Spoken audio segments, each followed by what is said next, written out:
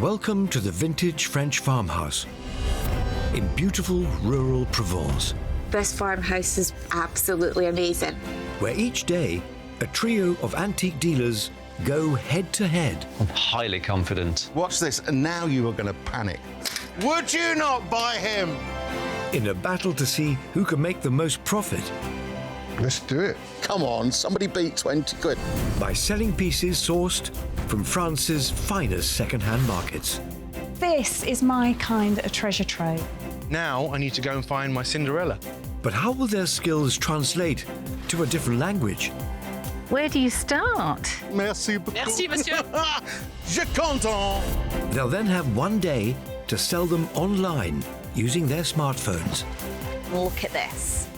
I just need one of those people to like it. Sold. It's yours. Bam, bam, bam. It's sold. Who will make the best deal? Did you sell it? No. We won't be dealers if we didn't take a gamble. It's all to play for. At the vintage French farmhouse.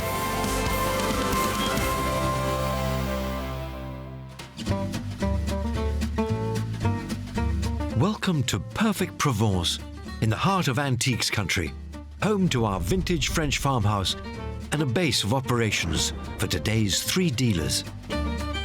Up with the lark, they're already on the road, heading for a Brocante, a flea market, an hour's drive to the south. In the centre of Sommières.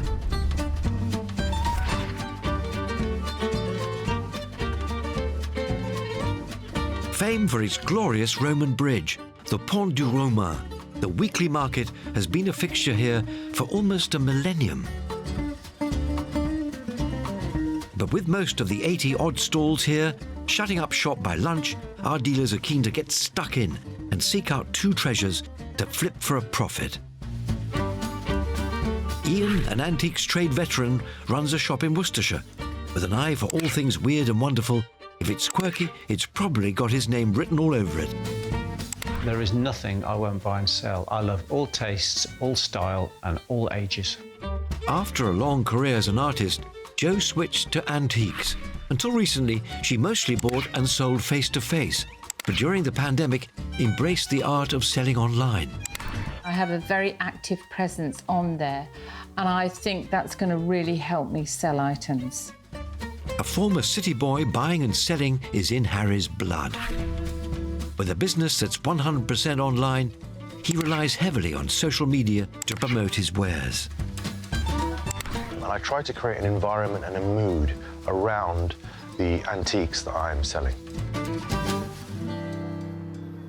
Right, guys, I guess we're here. So my strategy for today, Yep. I think I'm going to be quite precise. Right. Look for some really cool items. Yeah. Right. Scatter around a little bit. Yeah. And just stay, I guess, in touch. Have you got a strategy for today? Are you going to shop? No. Oh, I'm shopping. Yeah. But no strategy. No strategy at all. Okay. Have you got a strategy? Do you know what, Harry? No. So, Harry is the only one with a strategy today, but will it pay dividends? We'll soon see as each of our dealers compete to buy 2 items they can sell back at the farmhouse for the most profit in just a day. Let's get shopping. Do it. Yeah. Come on. Go. For their first challenge, our dealers are freestyling and can buy whatever they want to sell to their clients online. This is one hot place to buy antiques. Having said that, I know it's the tourist town, and there's going to be a lot of tourists here, so I might need to work a little bit harder to get a good deal. And after spotting a cheeky cherub sculpture that's tickled his fancy, It's the size of it, it's the look of terracotta, it's signed, Hué on the side. It's a real statement piece. there's no time like the present for Ian to put those negotiating skills to good use. I've just flipped it over because that is an indication of its plaster. Now, if that were hollow, it's more likely to be terracotta. But you can see from there being filled in, it's all plaster-based, which actually does me a favour because that's going to help with the price. This could be, I don't know, 300-400 euros. I want it for 70 to 80 euros. Bonjour. Bonjour, monsieur. Comment ça va? Bien, et vous? Bien, vous. Bien. Merci. Combien? 120. 120. Yes. Only. What do you mean, only? Your English is good. Ah, no. Cheaper than he'd anticipated, but still 50% above target price. Come on, Ian, fortune favours the bold. Monsieur, can it be 80 euros? Yes, oui? Fantastic. Merci. Très joli. Yes. Bravo! At 80 euros or £71 at the time of buying, Ian's bang on the money he'd hoped to spend. And as it's signed by the maker, he should be able to find out more about the piece to pass on to interested buyers and improve his odds of a quick sale. Monsieur? Merci. Merci à vous. Merci beaucoup. When I get back to the house, I can do maybe a little bit more in-depth searching. So for now, I'm going to take my cherubs. I'm going to find myself a croissant, because I'm starving. While Ian's got baked goods on the brain, it's miniature furniture on Joe's mind. I love the look of this. It's a child's wash basin, but I just love the way it's painted as well. I'm going to see how much it is. The price? The price of it is 150 euros. 150. With the bowl. With the bowl. Yeah. And this was... This, you can open it like this. Uh-huh. Then fill it. And then give some water. Okay. Do you know how old? Yeah, it's from the 20s. From the 20s. And French? Yes, it's French. Yeah, yeah. What would be your best price? The best price would be 120. 120. Okay. It's very unusual. It is very unusual. It's the sort of thing a granddad or a dad would make.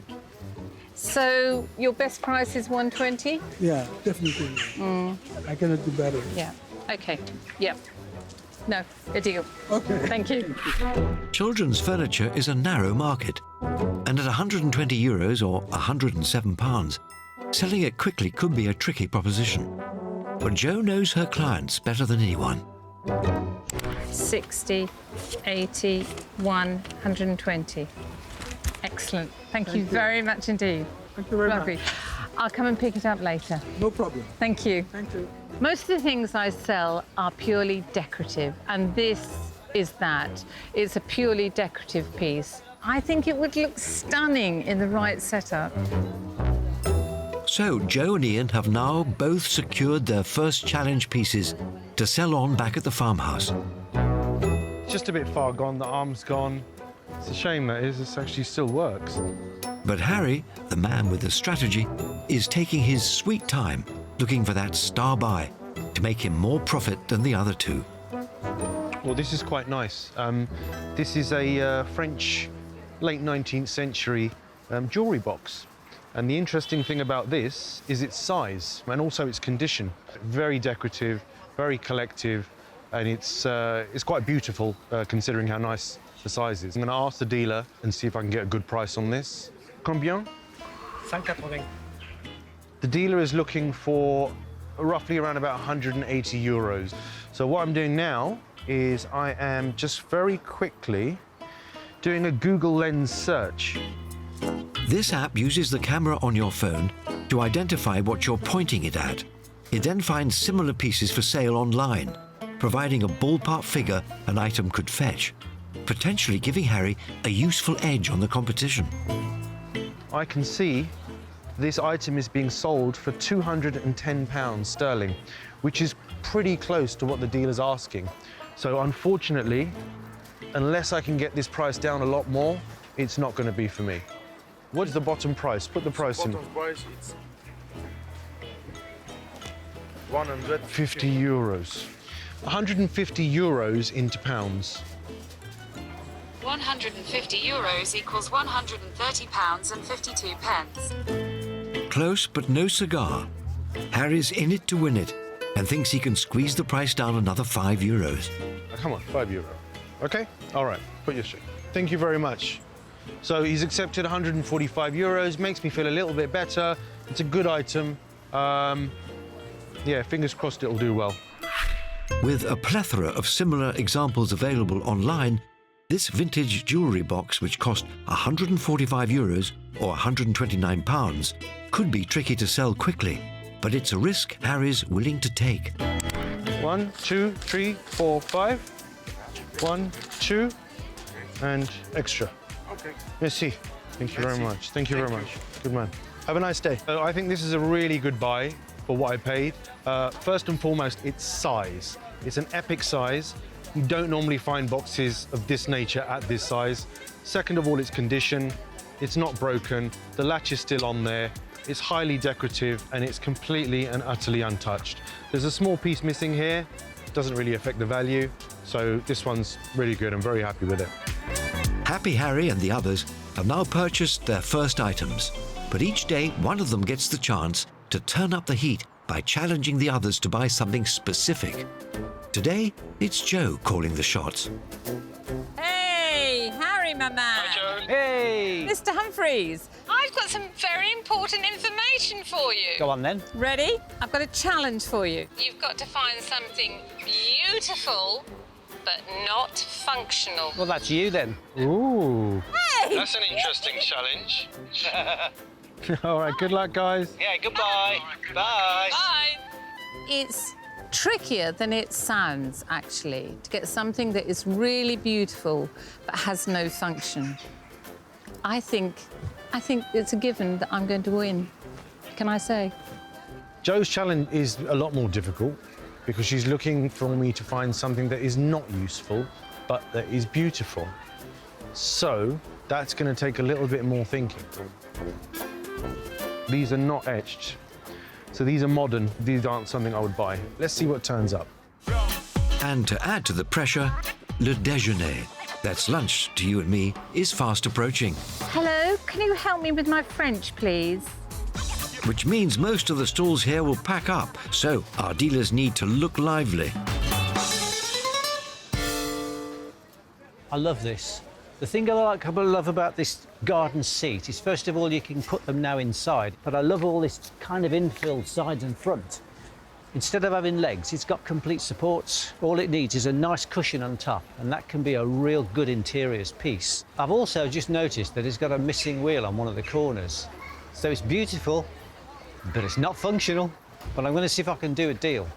Madame, Oui, bonjour monsieur. comment ça va? Ça va. Combien ça coûte, s'il vous plaît? 120. She's asking for 120 euros. Time to use that missing wheel as leverage, methinks. Madame, a missing wheel. 85. I get the feeling Ian's a little lost in translation, but it's nothing he can't fix with a calculator on his phone. Oh. Maybe. Okay. Oui? Ouais. Merci beaucoup. De rien. Merci beaucoup. I've just bought it for 80 euros. I'm happy at that. That's exactly what I wanted it for. By pointing out its flaw, Ian's wangled a price of 80 euros or £71. But the plan to sell this wrought iron garden bench as an interior piece could seriously test his mettle. Ah, fantastic. Merci beaucoup. De rien. Merci, madame. De rien. Not that he seems bothered. There's so much trade in decorative things these days that a bench like that can sit nicely inside or outside. I am so happy. I found a French garden seat and I'm going to call it a love seat. And Ian's not the only one who's been bowled over by wrought iron handiwork. Ooh, I think I've just spotted something. Oh, I love this. Oh, this is fantastic. I think it's probably from a grill from a window. Very, very beautiful. So my challenge is beautiful but non-functional. Now, this would have had a function, but it doesn't now. So I think this is a winner. Obviously, the main purpose of window grills is security, but vintage examples like this are often collected as decorative pieces. Let's go see what the dealer has to say. Bonjour. Bonjour. How much? 140. 140. Okay. I can't lift it. It's heavy. Oh my goodness. And Come from Maroc. It's come from Morocco? That's Morocco, famous for its classical Islamic architecture and design. It's very beautiful, very obviously very old, and I want it to be mine. Best price for trade?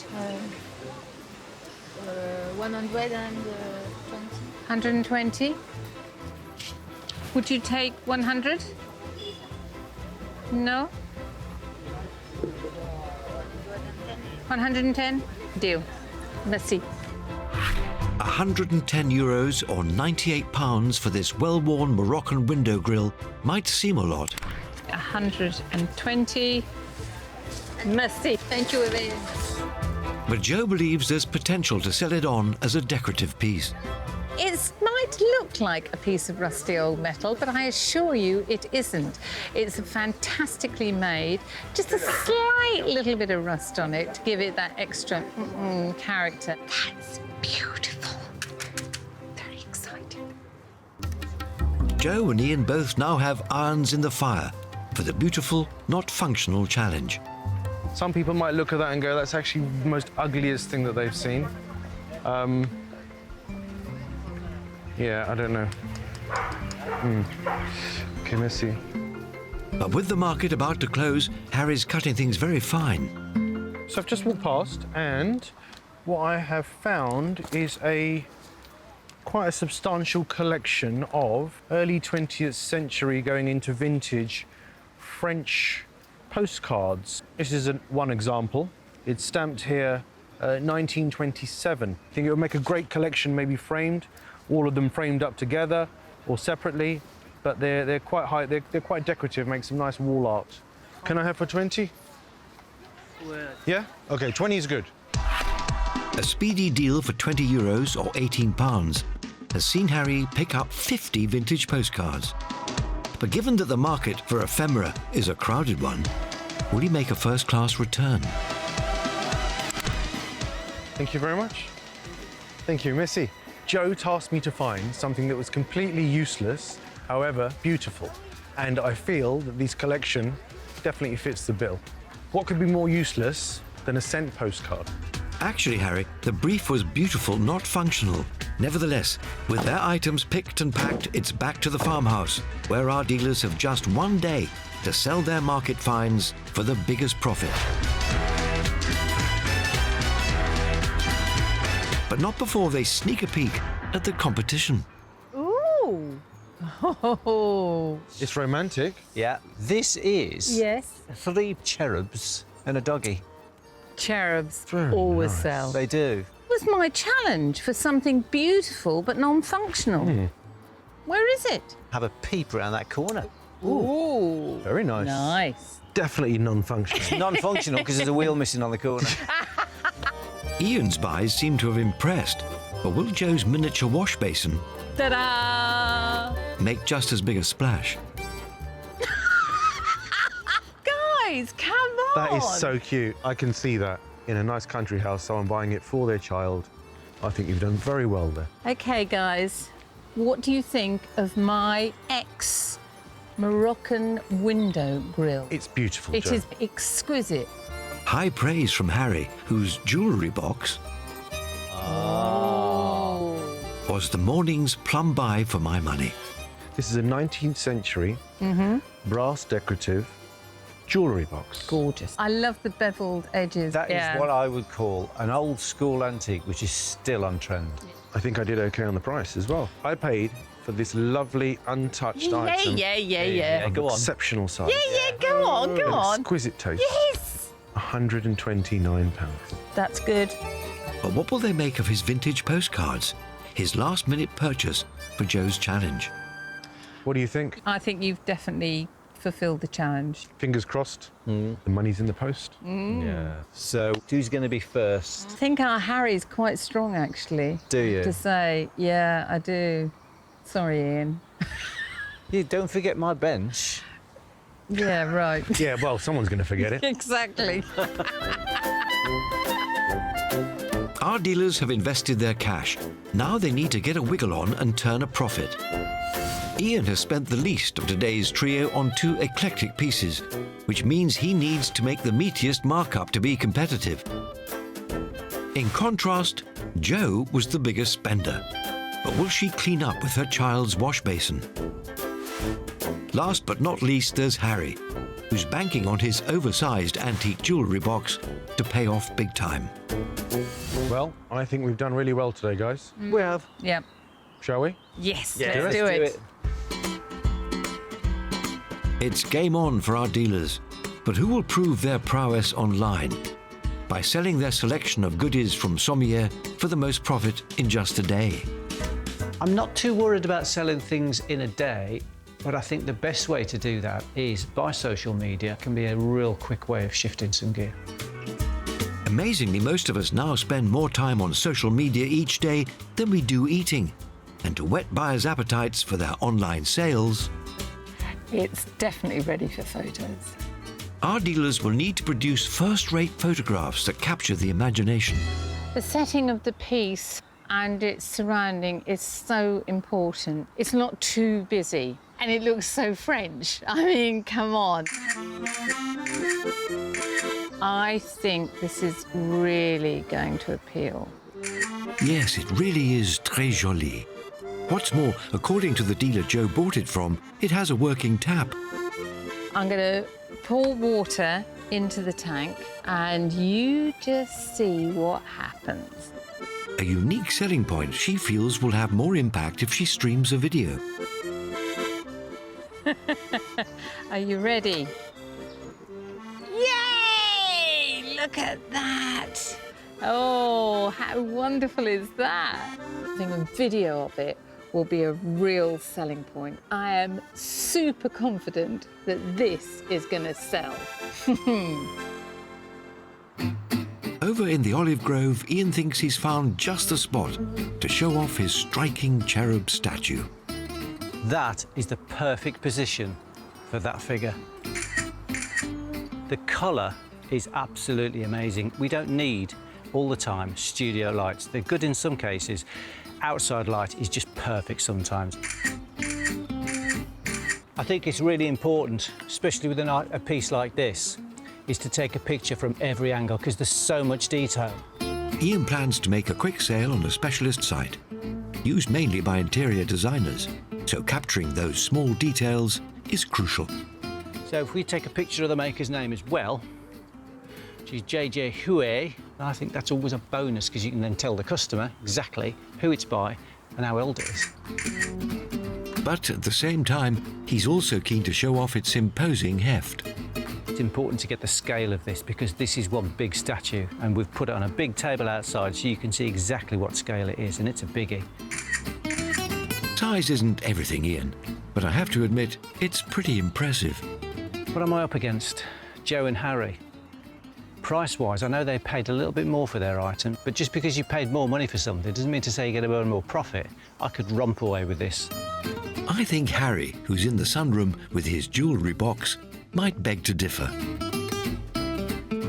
I've just picked up a few props, plants that I found outside. So by placing something like this piece of foliage with a nice flower on it and putting one maybe over the top like so, the plants match the base of the velvet velour bottom section of this jewellery box, which gives it some contrast as well. So it's trying to make the photograph quite rich.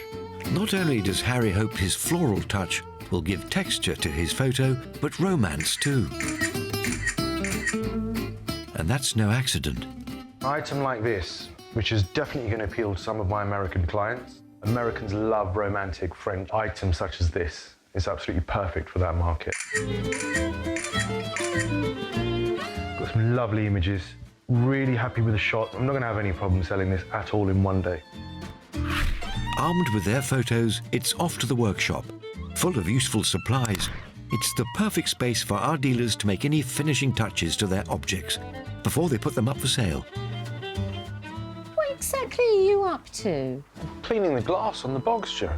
It's a very old way of doing it, but it's still the best way of doing it, which is cleaning glass, good old vinegar, and an old newspaper. And it's very cost-effective, and it's recycling. And it makes it crystal clear. Absolutely just as good as any product that you can buy. I tell you what, Harry, using that vinegar and that paper, it's making me really hungry. Now you just need some chips. Whoa. What do you plan to do to that? Give it a good clean, make sure there's no woodworm in it, and it's good to go. I still don't know why you bought it. Oh, Mr. Humphreys, what do you like? Still doesn't like it. I think the person bought this basin first. So you think somebody had the bowl, yeah, and had an idea of building that and put the colour scheme from the bowl onto the unit. Definitely. Have you checked that tap? Does it work? I have, Ian, because at the back here is a little water tank which I've filled up, and you could turn the water on and off. It's so how cool. cute. I did my teeth in it. You did your teeth? What do you mean you took them out? That's an image I'll never forget. Thanks, Ian. That really is lovely what you've got there. It's very old school, isn't it? And highly decorative.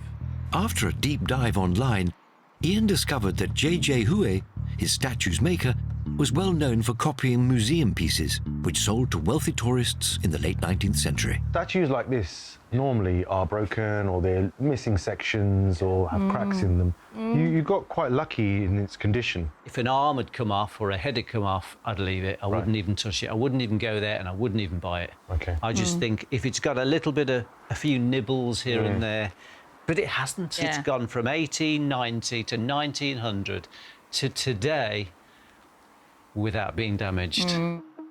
With their first 3 challenge buys ready for sale, it's time for our dealers to upload their ads.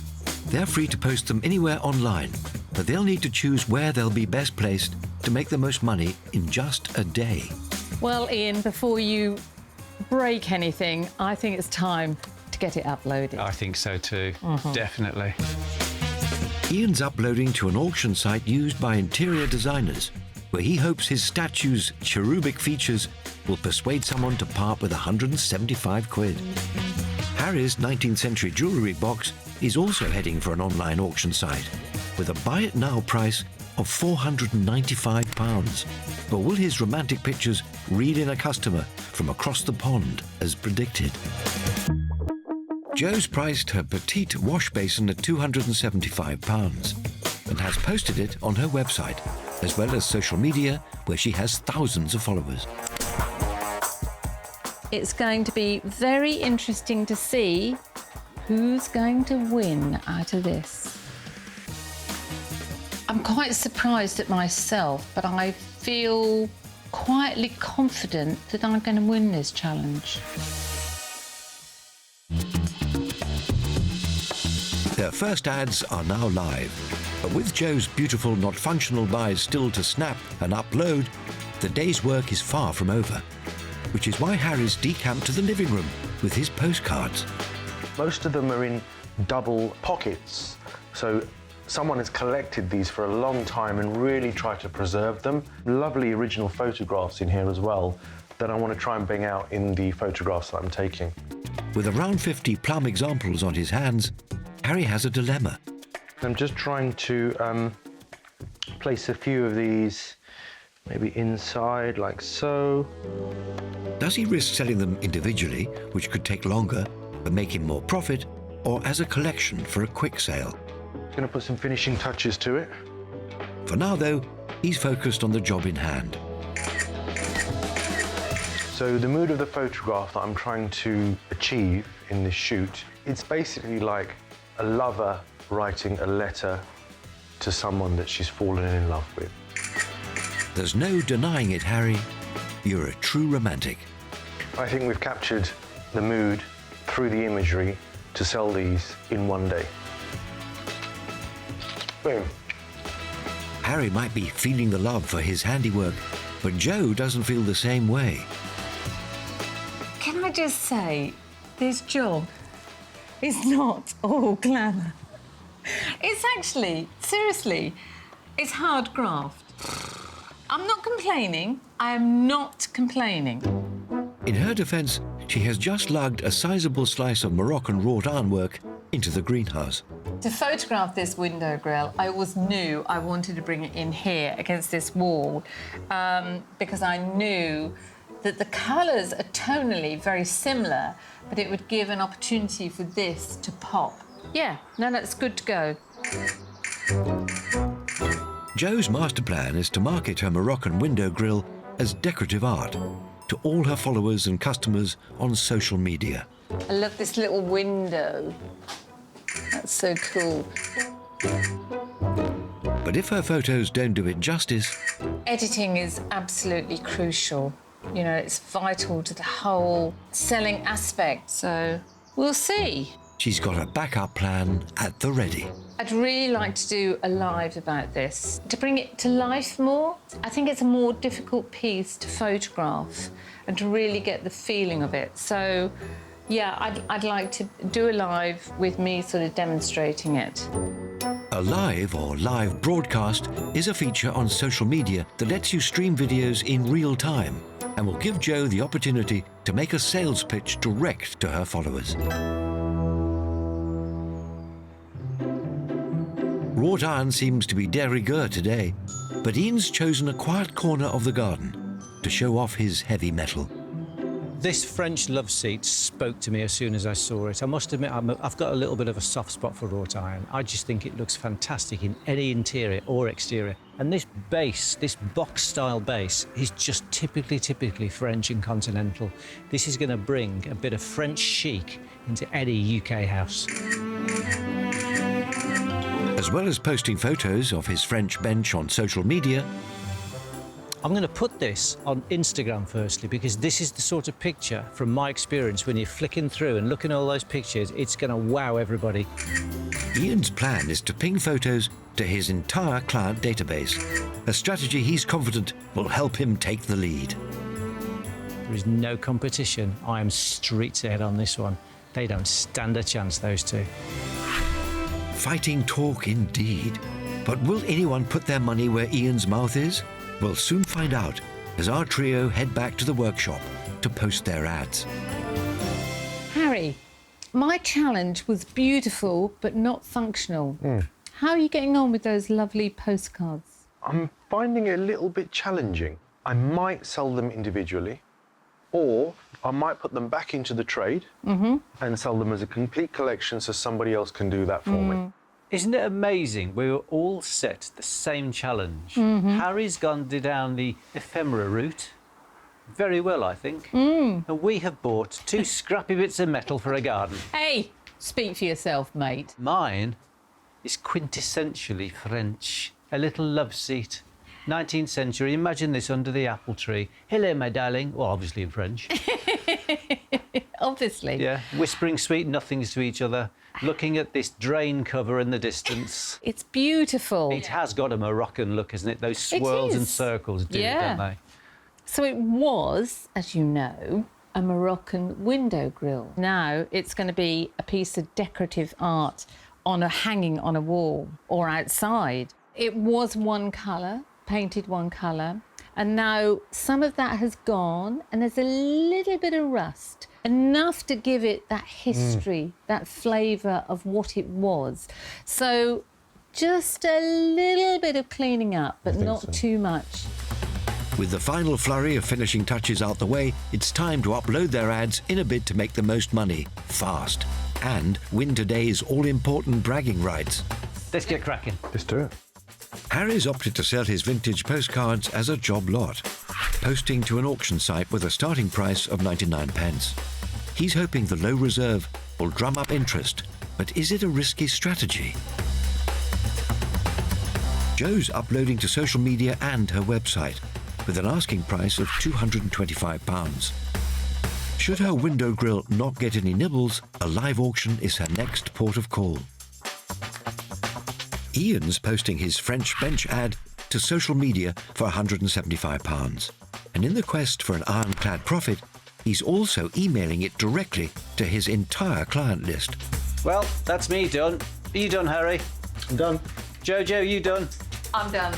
After all that buying, cleaning, photographing and uploading, the dealers are turning in.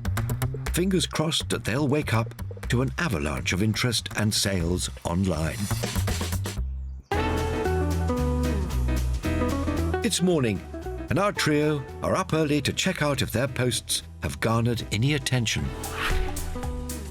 In the first hour, it had roughly around about 40 views, and it already had 2 likes, which from a percentage point of view is quite good. Harry's seductively snapped jewellery box clearly worked a charm, and it's already been snapped up. Very happy with that. Not really something that I would buy for my own inventory. It's not very quirky, not really out of the ordinary, but nevertheless, it was right, it was pretty, and it was cheap enough to make a profit on. Ian's had no such luck, as his cherubs have yet to hit the mark online. I've had no interest on the terracotta statue yet. Not one to sit around, he's being proactive with his picks in pursuit of a quick sale. I've sent these out to my client base and I have no worries whatsoever. And I'm just hoping that one client in particular is going to swoop in and buy them. It's pretty much the same story for Jo when it comes to her child's wash basin. No online activity to report. And like Ian, she's directly contacting her clients. This morning, I decided to wake up my newsletter email. And so I sent out an email to my subscribers to my website. And let's see if that perks any interest. With no interest in the Moroccan window grill either, she needs to rattle a few cages. Hello, yet again. And with the clock ticking, the most effective way to do that is with a live auction direct to her followers. Look at that. Look at the detail. It's Moroccan, window grill, original, and the workmanship that's gone into it, the wrought iron. I mean, hello, these go for serious money. DM me with offers. A DM is a direct message and simply enables fellow social media users to make contact with each other. I was really hoping that I could auction it there and then on the live and sell it to somebody who was coming on. Go and have a look on my website. Blow me, it still didn't sell. Guys. It's a real nail-biting waiting game, and I'm just hoping that the right buyer is going to go click, click, click, click. Speaking of click, click, click, Ian is feverishly tapping away on his phone, following up a client he'd emailed with a picture of the French bench.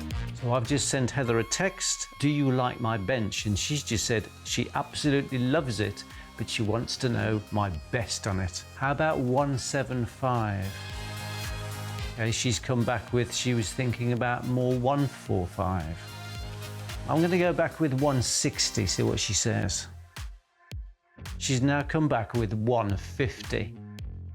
But I don't want to blow this because this is all about a competition. So I'm going to go back with a very, very sensible and cheeky 152. She said, fabulous, 152 and a croissant. Well, I was going to have that for my breakfast, but now it looks like it's going to go to Heather instead. My kingdom for a croissant, eh, Ian? But at least he's pleased with his deal. Unlike Harry, who seems a little deflated after the sale of his collection of vintage postcards. That item went on a one-day auction on a global auction site, and it absolutely and utterly fell flat on its face. Could a setback with his postcards mean that Harry gets pipped at the post by the competition? It's time to find out.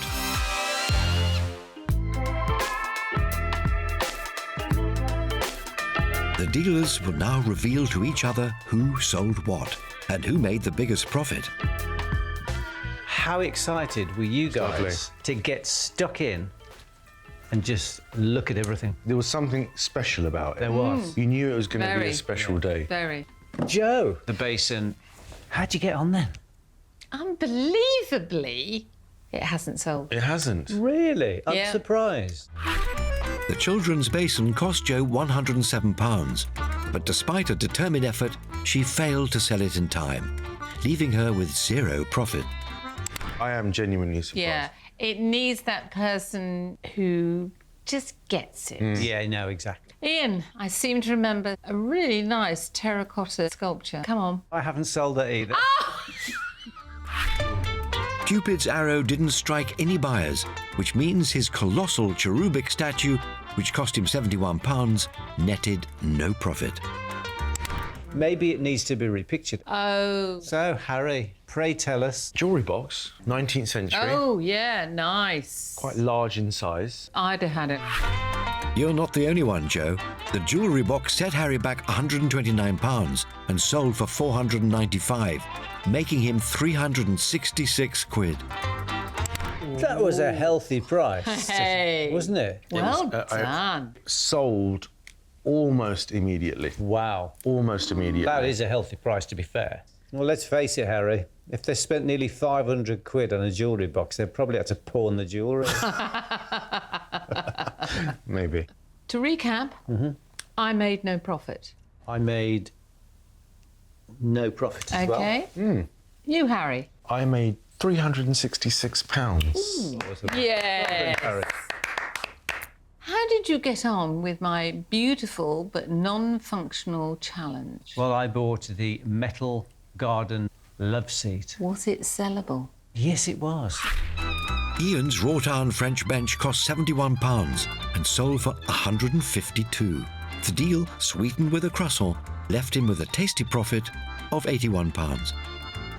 Wow. Nice. Wow, that's very good. So, Jo, how did you get on with your own challenge? I found this amazing You haven't sold it, have you? Moroccan window grill. Not only have I not sold it, I haven't had a sniff. Despite Jo's efforts, her Moroccan window grill, which cost £98, was a no sale, leaving her with no profit.